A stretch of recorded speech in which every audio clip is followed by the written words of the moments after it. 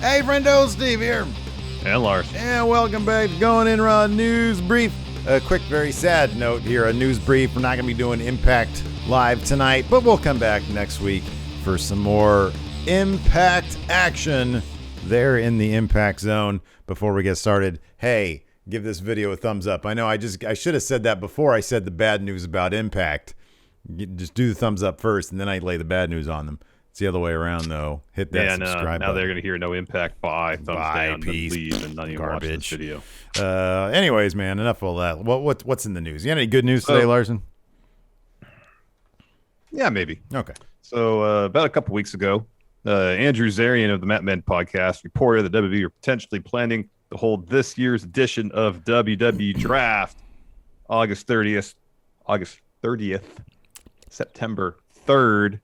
And today, Zarian, in fact, confirmed those dates while adding this. WWE has big plans for some who will be switching brands following SummerSlam.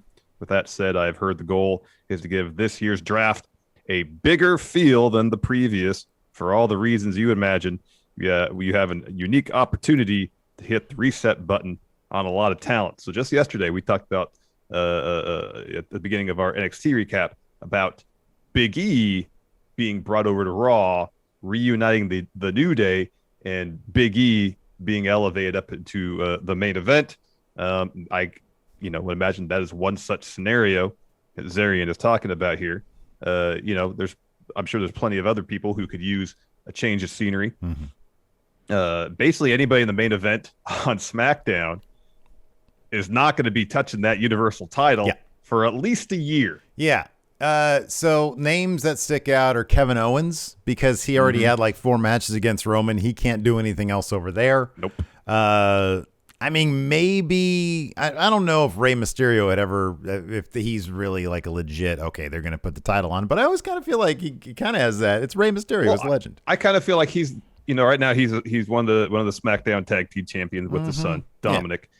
He's kind of in a perfect position, I feel like, right now to feud with Roman, because they're not going to put the title on him. Right, yeah. Anytime soon. Yeah. He's in a tag team. Yeah. You can get 2 or 3 months, if it's written well, out of a feud between him and Roman. I think talents like Ray would be perfect over on SmackDown. Yeah. He's got the legitimacy as a legend in the business, a former champion himself. As we saw with Ray's story with Brock Lesnar a couple of years back, there's really good stuff they did there. They can mine similar territory against Roman. Yeah. Another name that probably would end up on Raw, assuming they reach a deal with him, is Daniel Bryan. He literally can't be on SmackDown anymore because of the stipulation for his last match. Plus, he already had his opportunities at the Universal title. I think a series between him and the Almighty Champion, it could be a real fun one. Usually when you get a smaller guy and a bigger guy together, they have a lot of fun. So I think that's a possibility as well. Another guy who's already challenged Roman also. I don't know what kind of plans they would have for him in a top tier scene. Would be Cesaro. We've sort of seen that with the Universal title. Maybe they want to say, hey, we like what we did there. Maybe we want to test it out in front of fans and see if they'll bite on it there in the WWE title scene on Raw. That's a possibility as well. Those are the names that sort of instantly stick out to me. But I think Big E, that's clearly that's a big one. I don't think the way they've creatively handled it, I don't think anybody's really benefited from having the New Day split up. And I think it's a lot more fun when they're all together. Everybody seems just, I don't know, bigger, even more larger than life. So, maybe if they can loop that in after this Kofi stuff, that could be interesting. That could be some good long-term stuff there. That could be. It could be some good long-term stuff that can conceivably take it to the fall at least. Yeah, for sure. Well into the fall. Well into the fall. Maybe all the way to the Survivor Series. Who knows? Speaking of Survivor Series, a couple of years ago, we had NXT involved in Survivor Series, and it was great. Yeah, it was awesome. It was awesome. Yeah. They won like all the matches. Yeah. They looked outstanding. It's great. They looked like they were on equal footing to Raw and SmackDown. Let's go to today. Specifically, WWE main event. I'm not talking about the main event of Raw or SmackDown. I'm talking about the show that apparently you can only find new episodes on Hulu. Yeah, man, they got the Hulu exclusive. Yeah, it was timed exclusive. Like Peacock's about 2 weeks behind. So as reported earlier, Karrion Kross and Bronson Reed made their, even though it's only available on Hulu, main roster debuts on main event. Yeah, and we got a glimpse of Karrion Kross's entrance. And oh, wow. Oh, man. All the bells and whistles, Larson? Gone. We're talking no dramatic lighting. That's gone. It's normal lighting. No fog. That's gone. No fog machine. No Scarlet lip syncing. Oh my gosh, his wife. All the pomp, all the pageantry of his entrance, which makes him look like a star. Yeah. You know? Yeah.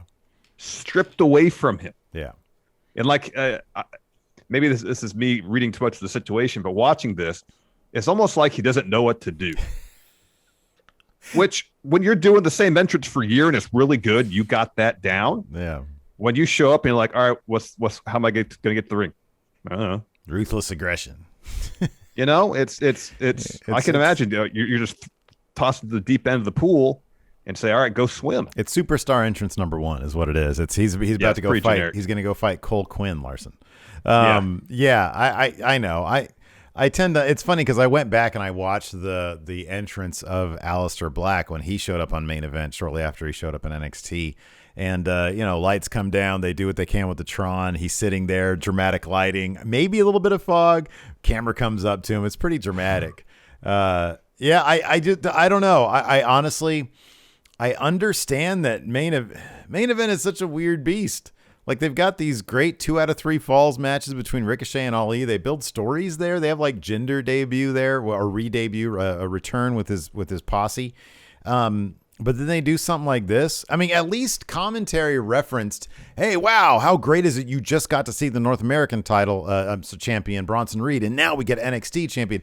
So at least they're referencing that, and he wore the title. He wore the title in his lower third, was an NXT lower third. Yeah, so I don't know. I mean, look, clearly he's just there to test out cameras for if he shows up on main roster at the draft. But this is your NXT champion. It's difficult to call this a main roster debut, though. I mean, I know from a technical standpoint. It's main event. That's barely canon. I understand that. But this is the NXT champion. You'd think. How many people do you think watch main event on Hulu, man? Oh, 5 for all I know. I don't know. That defeats the purpose because 5 people might watch main event. How many people are watching that clip of his entrance talking about it right now on social media? A lot. A couple of nerds like you and me. A lot. That's half my timeline about 30 minutes ago. All this will be swept under the rug once he has a grand main roster debut and they do something big with him. Nobody's going to remember this. We'll see. This could be a trial run for exactly what they're going to do with it. It's entirely, he still had his music. It's entirely possible he's going to come out to wrestling entrance number 1. I'm not saying that's not the case. I'm saying I think it's more likely that they simply don't have any plans for what they're going to do beyond, hey, we want him on main roster. But yeah, I don't know. I kind of feel like this is just like, hey, this is how we do TV here. This is a test run. I know. So they air it. Which, if this is strictly done for test purposes, nothing says that you have to air it.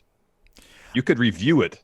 I don't disagree with that at all. I look, there's what you and I think should be done, and then there's the way they do it. And I'm just like, well, it's not indicative of how they're going to debut him. It might be how they end up debuting him.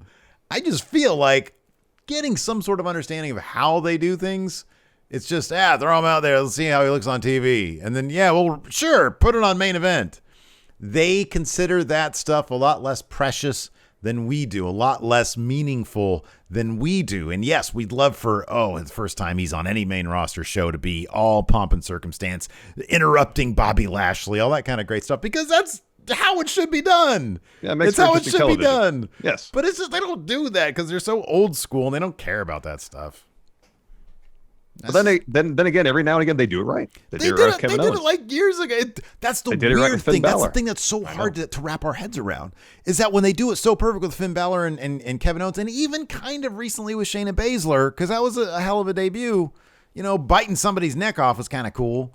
It might have been goofy, but it was also, okay, wow. They have her frothing at the mouth, Yeah, blood pouring out, yeah. All that. It is weird that they do this stuff. It's weird. Even the build-up, I didn't think Asuka's debut match was what it should have been, but even the build to her coming to main roster, there was vignettes. Yeah. They were hyping her up. Yeah. They were hyping up her accomplishments in NXT. They were at least Now, the talking reaction- about her beforehand. You know? Yeah. So the actual match, I thought she should have absolutely, squashed Emma. Yeah, I agree. But nonetheless, the build to her actual debut was pretty decent. Yeah, I made a big deal about it. Yeah. Anyway, speaking of big deals, let's talk about Impact and Slammiversary every year. You know, Slammiversary is the time when Impact, lines up recent WWE releases, give them a new coat of paint and debut them. Sometimes they do that cool anti-WWE bitter promo. Bitter Yeah. promo, yeah. But anyways, last year, of course, Impact made a bit of a splash of Slammiversary when it was revealed that the Deviled Eggs, the Good Brothers, and Eric Young had signed with the company following their release from the WE. Now with this year's edition of Slammiversary on the horizon, will more surprises be coming to the Impact Zone? According to Fightful Select, of course, go subscribe to them. The answer is yes. Yes. Fightful is reporting that sources have told them that Impact has two, not just one, but two surprises planned for the show, quote, including one already under contract elsewhere and one recent WE release. So, Larson, baseless speculation time. Who's already under contract elsewhere that could still work Impact Wrestling?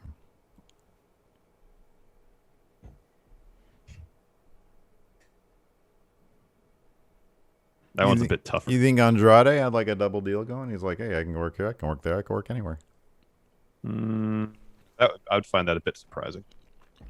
Unless it's something they have him show up at Slammiversary after Kenny beats Sami Callihan to start the story going for their Triple Mania match. But then again, that's Triple Mania, so I don't know if they'd be that level of crossover. I just don't know. Shouldn't this be a fairly obvious thing that we could figure out in 1 second? Who's under contract elsewhere that could just show up in Impact? Elsewhere? That's the thing. Doesn't that mean it'd be like Japan or Mexico? Or maybe, yeah. Yeah. Aerostar coming to Impact. I'd be all about that. Two surprises for the show. One, it's probably Samoa Joe. And then one recent WWE. I hope when they say one, they mean one act, as in the Iconics, because also in that Fightful Select report, it was noted that their Knockouts division was going to be beefed up quite a bit. Yeah. Maybe Thea Trinidad is actually signed somewhere, like Dave Meltzer had said. Could be. We just don't know where it is. And then she's also going to be there. I was thinking Chelsea Green. Oh, yeah, Chelsea Green. Yeah, that could show up. Well, that could be. Absolutely. Could be. Speaking of Impact, we will not be doing our Impact live stream tonight, as I mentioned earlier. Apologies for that. We have a preview, though, so if you guys want to check it out on your own, go ahead and do that. Like, everybody's doing the Twitch co-stream these days, so there's plenty of channels to go check out if you really want to watch it. We're going to lose ground, though, in the Impact race to co-stream their show. The Thursday Night Wars. Well, look, man, plenty of people co-stream, but do any of them have Mothman? Oh, there he is, Larson. He's making an appearance. He's attacking you. Oh, there you go. Nobody else has Mothman. Anyways, that probably works in their favor, to be honest. Kojima and Ed Edwards versus Violent by Design in a tag title match. Ed Edwards probably going to eat in the pin there. Deonna Purrazzo is going to be taking on Susan, who's been showing a little bit more signs of Sue Young lately. Akira Hogan versus Rosemary, and Rohit Raju and Mahabali Shera versus the Maple Leaf Muscle, Petey Williams, and Trey Miguel. So a lot of fun matches on the card for tonight. Of course, we'll probably get some more, Kenny, Sami Callihan, Moose stuff. Maybe Moose and Chris Sabin will have some promos on each other. So it should be a fun Impact. Check it out. And then we'll be back next Thursday for our Impact pre. Maybe next week we'll do a giveaway during our Impact stream. That sounds like a great idea. Maybe we'll finally give away. You can't don't tease the people, man. Don't tease the people. Well, I'm just saying maybe I will. Wow. No guarantee, but here's the Easy Rock collection, 8 volumes. Look at that. You might get easy listening classics. It's not just Rupert Holmes' one song. It's like another Rupert Holmes song. Yeah, one I hadn't heard of. If you like pina coladas and my other song. There's a Little River I bet you don't know what that song is. Come with me and find out. All right, anyways, that's going to do it, everybody. Kross. Thanks for watching. I'll keep forgetting. Chicago, Michael McDonald. Keep, good forget, not in love Bye, everybody. anymore. Bow, bow, regulate.